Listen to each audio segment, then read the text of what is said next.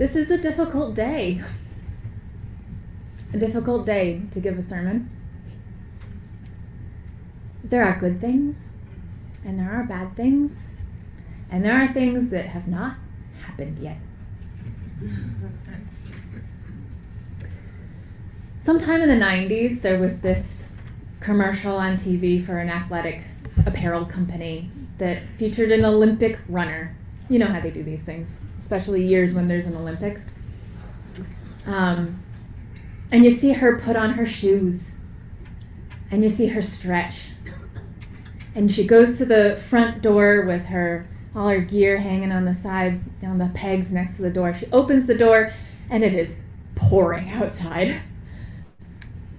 And you see her close the door, and you think, oh, she's just not going to go for a run today because it's terrible outside. She closes the door so that she can grab the raincoat from the peg behind the door. She puts it on, and she goes for a run. And I don't know why this stuck with me. It didn't make me buy whatever company's apparel that was. They say that there's no such thing as bad weather, only bad clothing.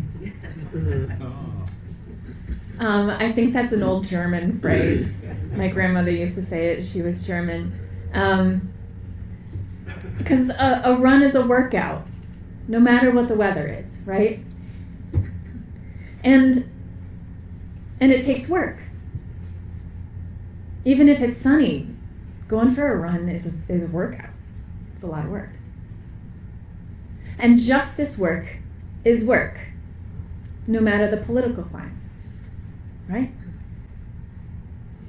And as a religious professional, I cannot stand up here and express support for or against any particular party or candidate. It is my job to understand and empathize and care for the congregation.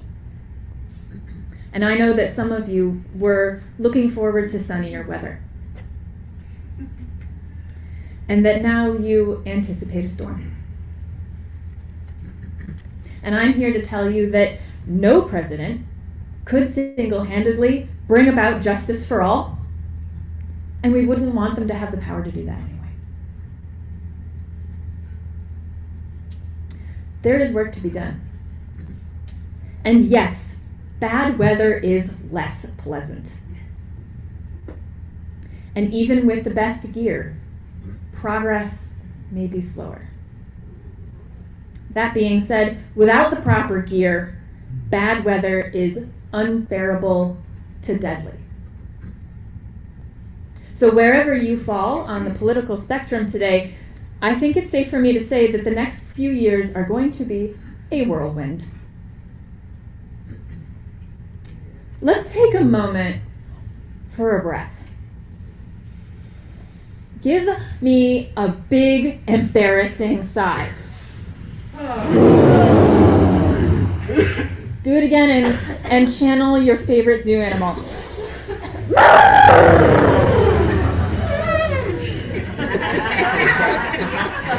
That's what I'm talking about. Shout out to my seminary friend Shiloh for that idea. We had dinner on Thursday.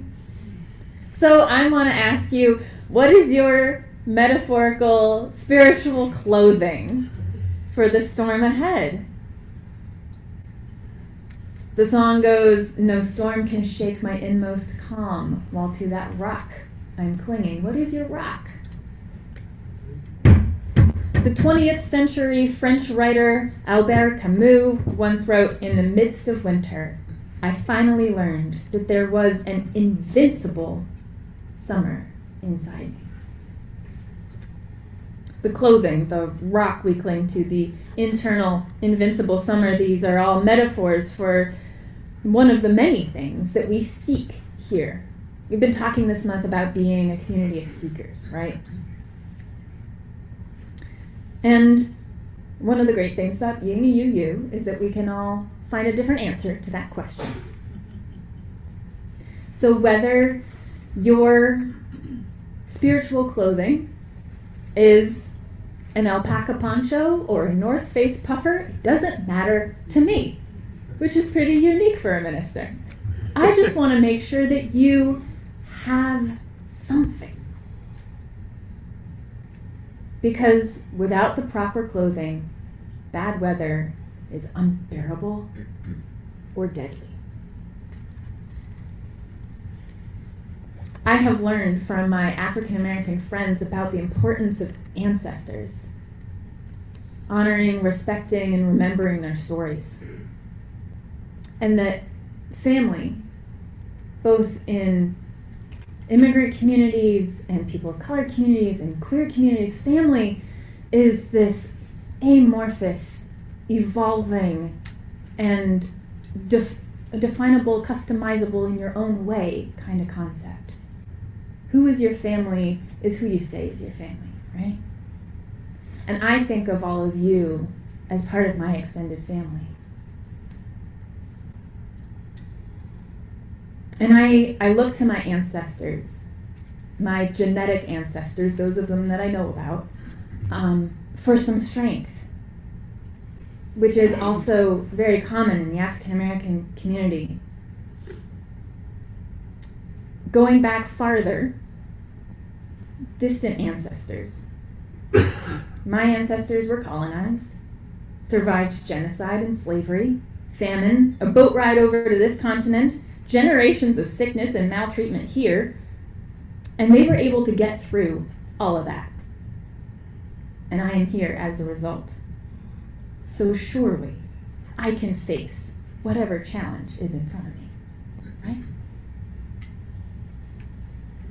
Each day I take a little time to acknowledge my ancestors now, remembering what they survived, feeling thankful for their survival, and telling myself that I have that strength in me too. And this is true of all people, because you get to decide who your family is. And all humans are ancestors at some point to us. So if you don't have a spiritual practice, you can borrow that one for now until you find one that fits you. Maybe that one will fit you forever, and maybe there's something else you want to add to it, or maybe you want something else entirely. My friend Steve, he's an old man, impressively good shape for his age. He's a farmer, and I lived on his farm for a few years in my 20s. And there's this magnolia tree growing by the pond that has been blown down by God knows how many storms. And somehow it keeps flowering. I mean, this trunk is knocked over and bent and splintered apart in places, and some limbs are dead, and yet it flowers every spring. And Steve once told me that that tree gives him strength when he feels adversity in his life. So maybe nature is a source of strength and inspiration and motivation for you. I would be remiss if I didn't also mention that Steve is a humble and devout Christian. And with Jesus as his constant spiritual companion, Steve believes he is never alone and has divine assistance in meeting every challenge. What a gift. In my younger years, I did not give enough respect to that kind of belief. In my 20s, I thought that sort of thing was like believing in an imaginary friend. And if that works for you, great. But it was when my life got so hard that my internal summer went cold that I realized I needed something outside of myself to keep me going. And we make our own body heat. But out in bad weather, you need more protection. So I'm not going to stand up here and tell you what to believe in, just that having faith in something good is going to be vital in order to continue to do the work ahead. When my life gets hard, I remember this phrase from an old Catholic nun from the Bronx. She would say, "Pray and row the boat." And this phrase helps me to remember the relationship between faith and practicality, right? And it being the day before Martin Luther King Day, I thought it would be fitting to bring his wisdom in here too. So I went and I did a bunch of research. Where did Reverend Dr. Martin Luther King Jr. draw his spiritual strength from? He drew it from Scripture. He had a personal relationship with God too. And he preached about those things to his congregations and anyone who would listen. His theology was pretty similar to ours, and he even considered Unitarian ministry. But the president of the American Unitarian Association at the time, Reverend Frederick May Elliott, told him that we weren't ready for him, and that King would have better support from someone like the Baptists.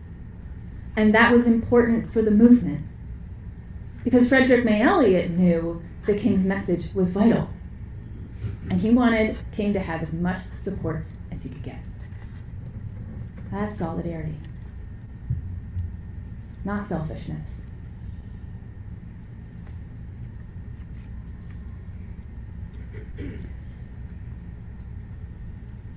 The mystery is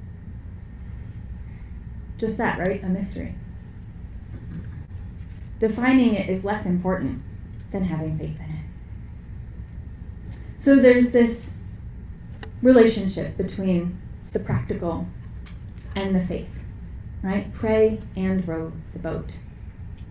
Because rowing on my own, I don't know where I'm going, and I get tired, and I lose heart, right? And prayer alone isn't going to get me anywhere, right? You got to put boots on the ground. So in this time that feels like a storm is brewing, I want to encourage all of you to not only have some sort of spiritual rock to cling to, something that feeds the furnace of your internal summer, protective clothing, and also, please help. Please don't stay at home and watch the next TV series or your old box DVD set of West Wing. Do not numb out. This is when we need you. Do you think that that little frog would have survived if it didn't have an elder saying, keep hope alive, keep hope alive, right? And they had to swim. Because without actually swimming around in circles, not just treading water, but actually going around in circles is how the butter happened, right? It's a fun fable. But it's true that what we do matters. You know, the arc of the universe bends towards justice and all that, but we do the bending. So there are a bunch of opportunities here at church to get involved. And I don't mean to toot my own horn, but I gotta say, I've gone to a couple social justice-y meetings recently, and there's been like 2 people. And I know that meetings are not exciting. And we're thinking about how to do this better in our church, to get social justice activities more accessible to all of you, and you all to come to them. Because there's just a few people here in this congregation that are doing a lot of really hard work. And they're going to burn out if they don't get help, right? And I know all your hearts are in it. So I want to make it clear to you that there are opportunities out there. Read the newsletter. It's all there. It's all there. There's so much cool stuff happening at this church and ways to get involved. And if you know of a justice partner out in the community that you think we should be working with, come to a social justice meeting or send us an email. If you don't want to come to the meeting, let us know. I see a storm coming, and none of us are going to get out of this without solidarity, right? Dr. King said, this hour in history needs a dedicated circle of transformed nonconformists. Our planet teeters on the brink of annihilation. Dangerous passions of pride, hatred, and selfishness are enthroned in our lives, and people do reverence before false gods of nationalism, and materialism. The saving of our world from pending doom will come not through the complacent adjustment of the conforming majority, but through the creative maladjustment of non-conforming minority. Let us be that minority. Row the boat with me. Let's make a whole flotilla, right? And I think with faith, with practical things to do, and with company, we can weather this storm, and we will come out on the other side better than how we went in. If there is sunny weather, we just want to have a picnic, right? Go relax on the lawn. And that is dangerous. Complacency is dangerous. The stories we tell each other matter, and the stories we tell ourselves matter. Would the older frog have survived if it had fallen into the churn by itself? Would it have had the physical strength to turn the milk into butter? And would it have had the spiritual strength to try? Would it have had the spiritual strength to try without a friend to encourage? We need each other. So don't lose hope. Life is a circle. There are bad times and there are good times. One must endure the other to see the next sunrise. Life is a circle. Despair may last for a night, but joy comes in the morning. For our closing hymn, I've chosen something really special, and it often gets sung without context, which I think is irresponsible. There's some really great words written by Aisha Ansano, whose words I've taken and modified a little bit to fit our context. She writes, Martin Luther King Jr. Day is a time when particular songs get sung, and Lift Every Voice and Sing is one of those hymns. It's a very, very powerful song, but it often gets sung without context and without a lot of intentionality. When you sing, Lift Every Voice and Sing, I implore you to pay attention to the words. It's easy on a Sunday morning to open up a hymnal or look at the screen and sing along without necessarily processing what we're saying, what the words really mean. Sing a song full of the faith that the dark past has taught us. Faith that the dark past has taught us. Bitter the chastening rod, felt in the days when hope unborn had died. We've come over a way that with tears has been watered. We've come treading our path through the blood of the slaughtered. This song deserves to be sung with attention. It is sung with starking names that horror the violence and racism of this country, and it is a song that should be making us uncomfortable. Uncomfortable with the history that it recalls, and uncomfortable with the fact that the struggle for racial justice isn't nearly as close to where it should be by now. How could anyone sing the words, treading the path through the blood of the slaughtered, without a deep, deep discomfort? I chose this song today so that we might honor the memories of those ancestors and the people alongside us who have lived in our lifetime and died because of violence. The types of violence that we've sung about today and the types of violence we see on the news. I chose this song to motivate us to promise to them, to ourselves, to the wider world, that we will have faith, that we will do things, and we will do them together. So when we sing this song, will you join me in singing that intentionality? Will you join me in the deep discomfort that I will be feeling with these words, discomfort with the pain and the horrors, and also what has not happened yet. Will you commit to singing with your own discomfort? Will you tap into that discomfort and do something with it when we leave here today? Then, in that case, I'm seeing some nods. Will you lift your voice and sing until the earth and heaven ring with the harmonies of liberty?